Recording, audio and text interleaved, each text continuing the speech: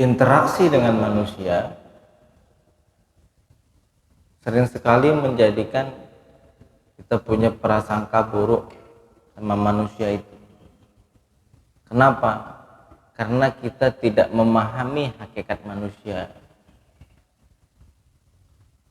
Kita menganggap dan menilai manusia apa yang terlihat di zahir. Ini yang kebiasaan kita lakukan. Ada salah seorang tokoh sufi yang bernama Syamsut Tibrizi. Beliau pernah berkata, innaman nasu biharun. Manusia itu laksana lautan. Fala tahkum ala a'maqihim. Jangan menghukumi kedalamannya. Kita nengok laut, sebetapa dalam dia tahu enggak kita? Enggak. Apa isi dalam lautan? Adakah permata? Adakah ikan paus, ikan hiu dalamnya? Kita enggak tahu itu. Innama anta tara syawati'ahum. Sesungguhnya yang engkau lihat itu cuma tepinya. Kita melihat tepi lautan. Kita hanya melihat pantai lautan. Jadi kalau kita berinteraksi dengan manusia, kita cuma melihat zahir manusia itu. Dalamannya itu lautan yang tidak bisa kita selami. Jadi cara kita untuk tetap supaya jangan menggibah dan berprasangka baik, ya apa yang terlihat belum tentu apa yang di dalam. Mohon maaf, seandainya pun itu benar yang kita katakan, kamu tidak akan dihisap atas itu. Paham Mbak ya? Yang kamu dihisap ngapu kamu suudzon. Seandainya prasangka buruk itu benar ada pada diri kita, salah. Salahnya apa? Sudah berprasangka buruk, itu yang salah. Paham Pak ya? Memang ujian kita satu sama lain itu Pak. Saling sinis, saling punya prasangka buruk. Cepat menilai manusia. Ya. Melihat dia secara zahir begini, kita yakini dalamnya pun begitu. Dia buat gini, oh tuh niatnya tuh tidak benar, tuh tahu dari mana niatnya tidak benar. Emang kita nabi, kalau nabi ngomong ini finar dalam neraka, ya wajar nabi yang ngasih tahu Allah. Loh kalau kita yang ngasih tahu setan dalam diri kita, yang ngasih tahu kita siapa? Nafsu kita. Kita latih diri kita, sama-sama kita istighfar, sama-sama kita taubat. Seandainya pun ada istilah khalwat atau menyendiri, karena istilah dalam tasawuf itu Pak, ada namanya khalwat. Dalam orang-orang suluk tasawuf dulu ada yang berkhalwat, menyendiri ke dalam gua, meninggalkan dunia keramaian. Itu bukan untuk supaya dirinya jauh dari keburukan orang. Ingat, tapi menjauhkan orang lain dari keburukannya. Ini yang betul. Jadi ada sekarang tuh orang, aku menyendiri bela, aku jauh-jauh dari orang bela. Kenapa Pak jauh-jauh dari orang? Iyo, nengok orang sini orangnya gini, nengok orang sini orangnya gini, nengok orang sini orangnya menggibah. Akhirnya dia tidak nyaman dengan orang karena keburukan orang lain. Ini yang salah. Merasa dirinya suci, merasa dirinya bersih, sehingga dirinya tidak layak untuk bisa banyak ketemu sama orang-orang jelek. Kayak bener orang ini ya, tapi dia tersesat. Yang benar itu khalwat itu bagaimana? Dia menyendiri supaya orang lain tidak terkena keburukannya. Paham Pak kira-kira? Seandainya ada istilah khalwat, ada istilah menyendiri itu dalam orang-orang tasawuf itu namanya khalwat namanya. Ada khalwat. Khalwat itu artinya menyendiri, muhasabah diri, tidak banyak interaksi dengan orang. Kalau sekarang ada lagi fikih tasawuf modern ya, yang mengatakan bahwa sekarang khalwat tidak lagi bisa kita di tempat sepi, karena sekarang pun sudah jarang ada tempat sepi, semua sudah jadi milik orang lain, tanah sudah jadi kebun, sudah jadi apa. Sehingga khulwatnya sekarang khulwatuna fi jaulatina, menyendirinya kita dalam keramaian sekarang. Ya. Jadi Bapak Ibu yang dimaksud oleh Allah Subhanahu wa taala, kita dalam beribadah tuh butuh guru, butuh ilmu. Supaya apa? Jangan sampai kita merasa beribadah ternyata kita masuk ke dalam lumbungnya setan. Apa kata setan? Kau ini menyendiri bela. Tengok orang-orang tuh jahat semua. Tengok orang tuh bejat lalu.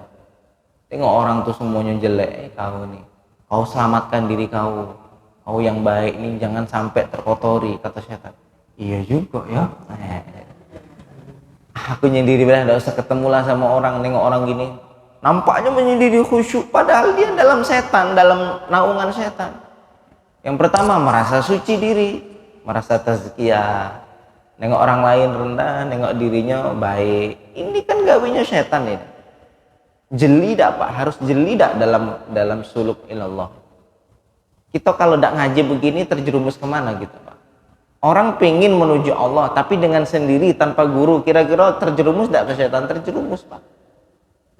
Dak ada yang bimbing, dak ada yang mengkaji penyakit-penyakit hati. Bahaya Pak. Kalaupun kita harus menyendiri, kita menyadari keburukan diri supaya orang lain jangan kena keburukan diri kita. Tidak apa-apa kita menyendiri, itu tidak masalah, boleh. Cuman niatnya apa? Ya, bukan karena supaya kita tidak kena keburukan orang lain. Ini menyucikan diri. Fala tuzakku anfusakum wa a'lamu bimanittaqwa. Jangan sucikan diri kalian. Dia Allah lebih tahu siapa yang paling bertakwa. Siapa tahu orang yang kita anggap jelek dianya walinya Allah. Makanya kami selalu diajarkan kalimat ini, sering diulang oleh guru kami, selalu mengatakan anggap semua orang itu wali. Sehingga ada seorang murid bertanya, Syekh, bagaimana caranya biar kita tahu wali itu yang mana? Apa kata beliau? Kalau engkau sudah berada di satu titik, semua orang wali, yang bukan wali adalah dirimu, maka engkau akan tahu siapa wali. Tapi betul-betul ya, bukan anggapan-anggapan begitu saja. Bukan anggapan-anggapan, kamu tuh wali, silaman wali sini. Bukan ya. Tapi memang betul penanaman dalam hati bahwa semua manusia ini baik. Semua umat Nabi Muhammad ini baik. Yang buruk cuma dirinya. Pada satu titik itu, dia akan tahu kebenaran. Begini Pak ya, jadi boleh kita menyendiri berkhulwat, tapi khulwat supaya orang lain tidak terkena keburukan kita, itu ya.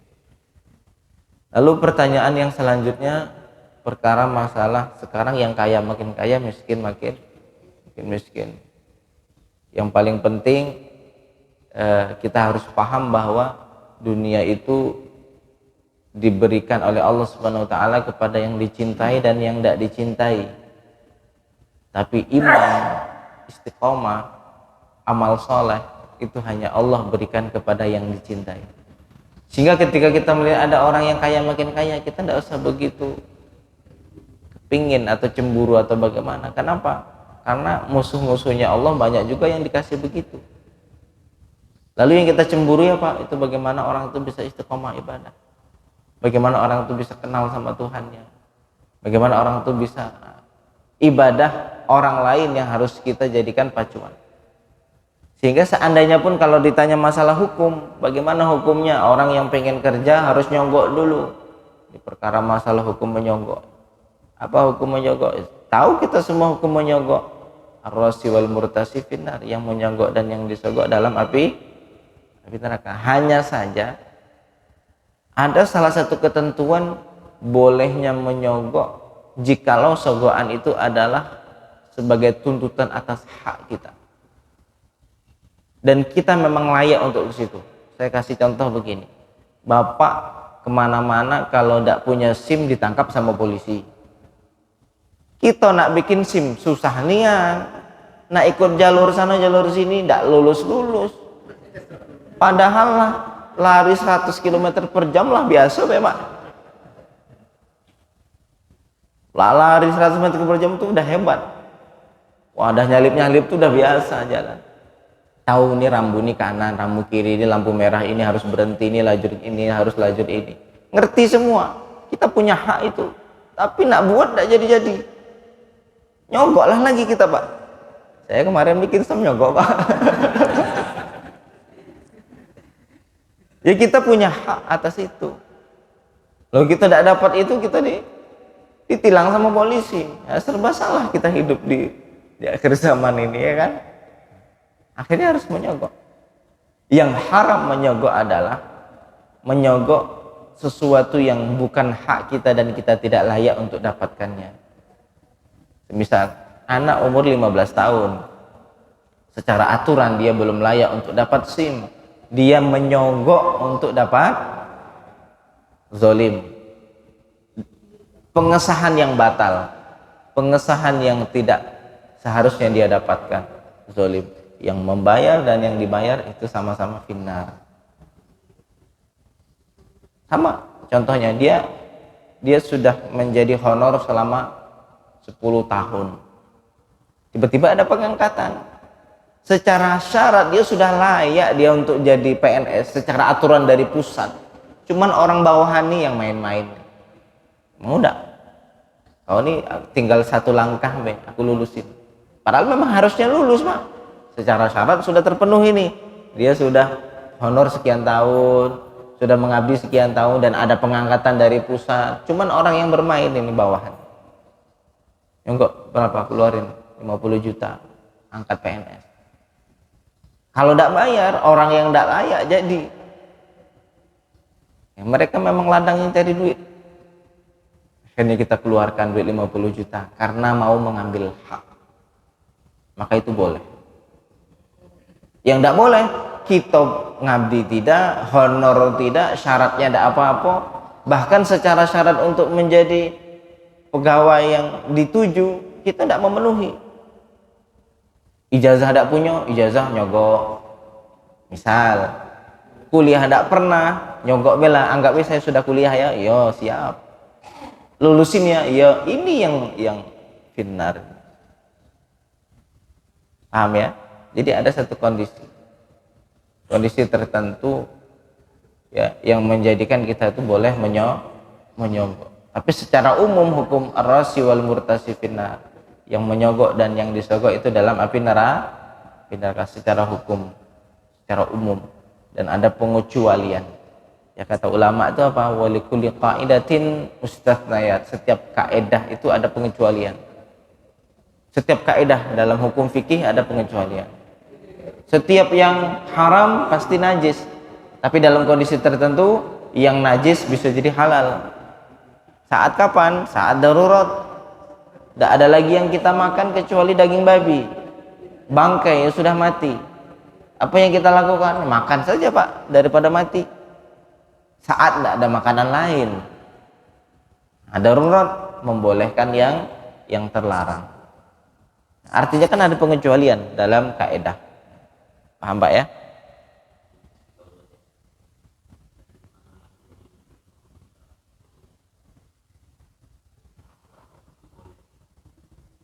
Masalah apa, Pak? Masalah? Ya, tapi ingat, jangan diambil keputusan Ustadz Hafid membolehkan nyogok, jangan. Jangan ya.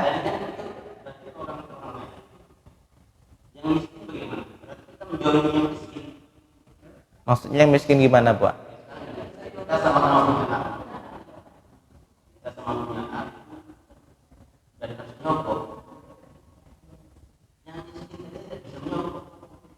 Enggak, pertanyaannya begini, yang menyogok tadi dia punya hak enggak dengan cogokan itu? Itu loh. Yang kita tanyakan itu dulu. Seandainya orang seandainya orang yang kaya, yang punya uang ini memang dia punya hak di situ. Maksudnya gini, dia sama-sama honor, sudah sama-sama lama berjuang. Secara syarat kedua-duanya layak untuk dapatan itu. Yang satu menyogok, akhirnya dia dapat karena dapatnya juga atas kelayakan, bukan atas pencurian hak yang lain. Yang satu dia harusnya dapat juga, harusnya, karena tadi kan sudah dapat sama-sama hak. Cuma masalahnya yang zalim bukan dia yang nyogok ini, yang zalim atasannya ini. Jadi bukan dianya, kalau dianya ngambil hak dia. Memang dari pusatnya sudah diatur bahwa kamu secara syarat undang-undang, secara pusatnya begitu kan? Kan memang ada tidak begitu pengangkatan dengan syarat sekian tahun dia sudah menjadi honor dulu zamannya Pak SBY ya. Sekian gini, tidak payah bayar. Tiba-tiba dari atasan ini, kamu mau bayar tak? Jadi seandainya pun dia tidak jadi, yang zalim itu ini, yang mencuri ini. Bukan yang ini yang bayar, bukan. Karena dia ngambil hak dia. Masalah dia nanti kalau dia tidak makan, ya ini urusan yang di atas tadi, yang tidak meng-ACC untuk dia jadi pegawai. Bukan yang satunya tadi, yang menyogok tadi Pak. Kenapa?